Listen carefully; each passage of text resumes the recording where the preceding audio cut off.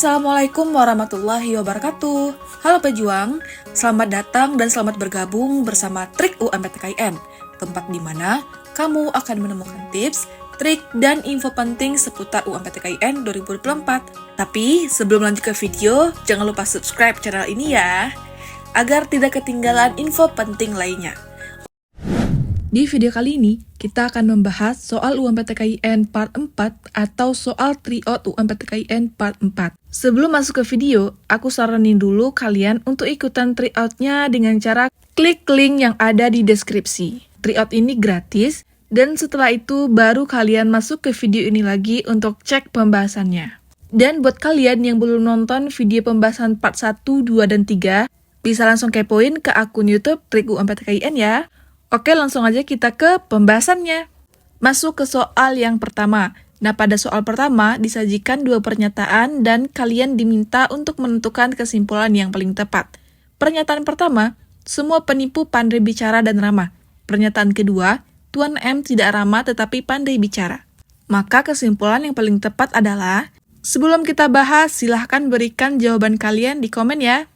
Oke, dari pernyataan ini, kita ketahui bahwa semua penipu pandai bicara dan ramah. Tuan M tidak ramah tetapi pandai berbicara. Nah, dari pernyataan di atas, syarat penipu itu pandai bicara dan ramah, sedangkan Tuan M tidak ramah. Jadi Tuan M bukan penipu karena syarat penipu tidak dipenuhi. Jadi kesimpulan yang paling tepat adalah Tuan M bukan seorang penipu meskipun pandai berbicara. Jadi jawabannya adalah D. Selanjutnya masuk ke soal nomor 2. Nah, di soal nomor 2 juga disajikan dua pernyataan dan kalian diminta untuk menentukan kesimpulan yang paling tepat. Di sini diketahui pernyataan pertama adalah bila naik kereta api harus membayar kontan atau memakai tiket abonemen. Pernyataan kedua, Badu naik kereta api padahal tidak membayar kontan. Dan kesimpulannya adalah, nah soal ini cukup mudah ya, kita udah bisa langsung menerka jawaban yang tepat. Benar sekali, jawaban yang tepat adalah C. Karena dari pernyataan cara membayar untuk naik kereta itu ada dua cara, dan bisa memilih salah satu. Pernyataan yang paling tepat adalah Budi membayar dengan tiket abonemen karena dia tidak membayar secara kontan. Masuk ke soal nomor 3.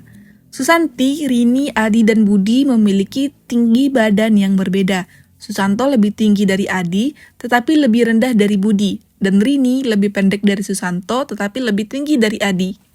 Pertanyaannya, berikan urutan tinggi badan mereka dari yang tertinggi hingga terendah. Masuk ke pembahasan, dari informasi kita tahu bahwa Budi adalah yang tertinggi. Kemudian, karena tinggi Susanto lebih tinggi dari Adi dan lebih rendah dari Budi, kita dapat menempatkan Susanto setelah Budi. Selanjutnya, Rini lebih pendek dari Susanto, namun lebih tinggi dari Adi, sehingga urutan lengkapnya adalah Budi, Susanto, Rini, dan Andi. Jadi jawabannya adalah C ya. Selanjutnya kita masuk ke soal yang nomor 4. Pada soal ini disajikan sebuah bacaan dan kita diminta untuk menentukan makna dari sebuah kata.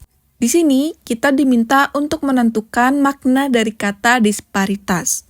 Nah, untuk menjawab soal seperti ini, kalian harus memiliki wawasan kosakata bahasa Indonesia yang luas ya. Kalau kalian merasa kurang dalam kosakata bahasa Indonesia, kalian bisa memulai dari sekarang untuk membaca artikel, jurnal, ataupun berita yang memuat kata baku. Dan kalau kalian merasa asing sama kata-katanya, kalian bisa langsung mencari artinya di KBBI. Nah, kata disparitas menurut Kamus Besar Bahasa Indonesia ialah perbedaan. Dalam teks tersebut, maknanya adalah perbedaan pandangan terhadap keterkaitan kenaikan harga minyak dengan latar belakangan pengetahuan pembahasan. Jadi jawaban yang tepat adalah A. Selanjutnya kita masuk ke soal yang nomor 5. Nah, pada soal nomor 5 kita diminta untuk menentukan lawan kata mafia pada paragraf kedua. Dan jawabannya itu adalah C, cega, karena menurut Kamus Bahasa Indonesia, cega artinya jujur, tegak, gagah, benar, dan baik. Maka lawan yang tepat untuk mafia adalah cega. Selanjutnya kita masuk ke soal yang nomor 6. Pada soal ini, kita diminta untuk menentukan kata berimbuhan yang tepat pada nomor 1. Kementerian Kelautan dan Perikanan telah menangkap sebanyak 4 kapal ikan yang titik-titik menangkap ikan secara ilegal di Selat Melaka dan perairan Ternate. Untuk menjawab soal seperti ini, kalian harus berhati-hati dan fokus karena soal ini sering menjebak dengan jawaban atau pilihan gandanya yang hampir mirip. Nah, di sini jawaban yang paling tepat itu adalah C ya. Karena ditenggarai itu artinya diperkirakan, diduga, atau diprediksi. Dan kata yang paling cocok untuk pernyataan pada paragraf tersebut adalah ditenggarai ya. Selanjutnya kita masuk ke soal yang nomor 7. Pada soal ini memiliki paragraf yang lumayan banyak, jadi kalian harus bisa fokus dan membaca cepat atau memahami secara cepat agar tidak menguras banyak waktu saat ujian nanti. Nah, kalian silahkan pahami dulu maksud dari paragraf di atas, kemudian tentukan judul yang tepat untuk menggambarkan isi teks tersebut. Nah, pada soal ini, jawaban yang tepat itu adalah C. Judul merupakan intisari sebuah karangan.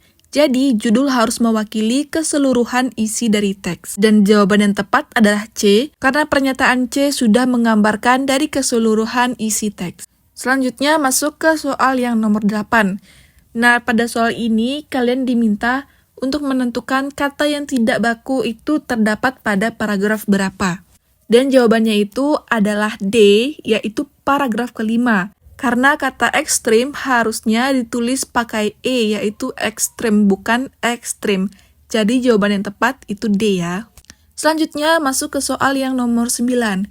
Pada soal ini disajikan sebuah kata yaitu rent-seeker, dan kita diminta untuk menentukan kata yang benar dari penulisan kata rent-seeker tersebut. Jadi pada paragraf kata rent-seeker tersebut masih salah. Kalian bisa cek sendiri dari pilihan kira-kira jawabannya yang benar yang mana.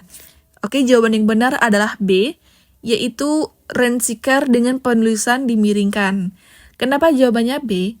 Karena kan rent-seeker merupakan bahasa asing, dan dalam aturan penulisan, bahasa asing itu harus dimiringkan. Maka jawabannya adalah B. Selanjutnya kita masuk ke soal yang nomor 10. Nah, pada soal ini, kita diminta untuk menentukan pernyataan yang jawabannya tidak terdapat pada teks. Jadi pada soal nomor 10 masih berhubungan dengan soal yang nomor 9. Dan kita diminta untuk menentukan pernyataan yang jawabannya tidak terdapat pada teks. Nah, langsung aja jawaban yang tepat itu adalah D, yaitu bagaimana dampak kenaikan harga minyak goreng pada masyarakat kalangan bawah. Nah, teks tersebut hanya membahas opini dari penyebab kenaikan harga minyak goreng, jadi tidak menjawab pertanyaan pada opsi D. Selanjutnya kita masuk ke soal literasi bahasa Arab. Nah, pada soal literasi bahasa Arab, biasanya soalnya bahkan instruksinya itu menggunakan bahasa Arab. Jadi di sini kalian memang harus dituntut untuk memiliki pemahaman ataupun wawasan kosakata bahasa Arab yang cukup. Nah, buat kalian yang lulusan dari SMK ataupun SMK, mungkin agak kesulitan dalam menjawab soal ini karena sebelumnya kalian tidak ada belajar materi bahasa Arab. Maka kalian harus ekstra lagi belajarnya dibandingkan mereka yang lulusan dari pesantren ataupun madrasah aliyah. Oke, pada soal nomor 11, disajikan sebuah percakapan dan kalian diminta untuk menentukan kelanjutan dari percakapan tersebut. Nah, untuk menjawab soal ini, kalian harus paham dulu apa isi dari percakapan tersebut. Barulah nanti baru tentukan jawaban yang tepat dari pilihan ganda yang tersedia. Oke, mari kita terjemahkan bahasa Arab ini bareng-bareng. A berperan sebagai Muhammad dan B berperan sebagai Umar. Percakapan diawali oleh Muhammad yang mengatakan Sobahal khair ya Umar, yang artinya selamat pagi wahai Umar. Dan Umar pun membalas Sobahan nur ya Muhammad. Dan Umar pun merespon lagi Hal ta'rifu hazal tilmis, yang artinya apakah kamu kenal murid ini? Ingat ya, tilmiz artinya adalah murid. Lalu Umar merespon, Naam, a'rifahu hazal Ahmad. Artinya, ya, aku kenal, ini adalah Ahmad. Dan Muhammad merespon lagi, Hal huwa tilmidha hadid. Yang artinya, apakah dia murid baru? Nah, di sini Muhammad bertanya apakah dia murid baru. Jadi kira-kira jawaban yang tepat yang harus direspon oleh Umar adalah benar. Jawabannya adalah A, yaitu Naam huwa tilmizun hadid, yang artinya iya, dia murid baru. Nah, sebenarnya ada tips untuk menjawab soal seperti ini. Catat ya. Jadi, ketika dalam soal bahasa Arab, apabila pertanyaannya itu hal, maka jawabannya ada dua. Naam atau la. Nah, di sini jawaban naam itu hanya ada di opsi A. Jadi kalian sebenarnya bisa langsung pilih jawabannya itu A. Jadi itu ya satu tips dalam menjawab soal bahasa Arab. Apabila pertanyaan diawali hal, maka jawabannya naam atau la. Oke guys, kira-kira sampai sini udah paham belum sama gambaran soal UMPTKIN 2024? Dan menurut kalian soalnya termasuk mudah, susah, atau susah banget? Jangan lupa komen di komentar ya. Dan menurut kalian kira-kira yang susah itu apa sih di soal UMPTKIN?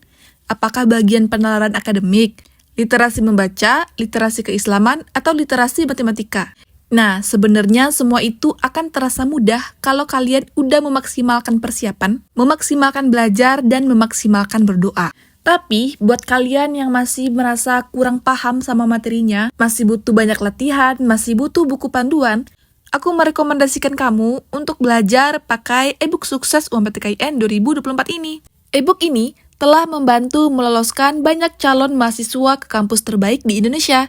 Bahkan yang dari SMK pun juga ada yang lolos loh. Kenapa buku ini direkomendasikan? Karena di dalamnya udah lengkap materi yang disusun secara rapi dan sistematis, sehingga akan memudahkan kalian dalam memahami materi. Selain materi yang udah lengkap, kalian juga bakal dapetin ratusan latihan soal dan pembahasan tuntas. Ada paket tryout 1, 2, 3, 4, 5, dan 6 juga.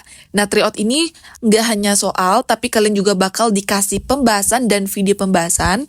Ada juga bonus soal tahun lalu, bonus paket kuis UMPTKIN, bonus soal prediksi UMPTKIN 2024, bonus paket simulasi UMPTKIN 2024, bonus paket e-book vocabulary, bahasa Arab, bahasa Inggris, sinonim, dan antonim. Nah, ini cocok banget buat kamu yang masih kesusahan dan kekurangan dalam kosakata bahasa Inggris, bahasa Arab, sinonim maupun antonim. Selain itu, di dalam e-booknya juga udah ada teknik dalam menjawab soal, bonus video pembahasan soal, bonus games penguatan materi UMPTKIN, dan berbagai bonus e-book lainnya. Selain fasilitas dan bonus yang udah sangat lengkap, e-book ini udah membantu meloloskan banyak calon mahasiswa ke kampus terbaik di Indonesia. Ada yang lolos di kampus terbaik, ada yang lolos di jurusan terbaik, ada yang lolos di pilihan pertama, lolos di lintas jurusan, bahkan dari SMK pun juga bisa lolos UMPTKIN loh. Nggak sampai di situ. Hebatnya lagi, bahkan ada yang lolos cuma dalam seminggu belajar loh.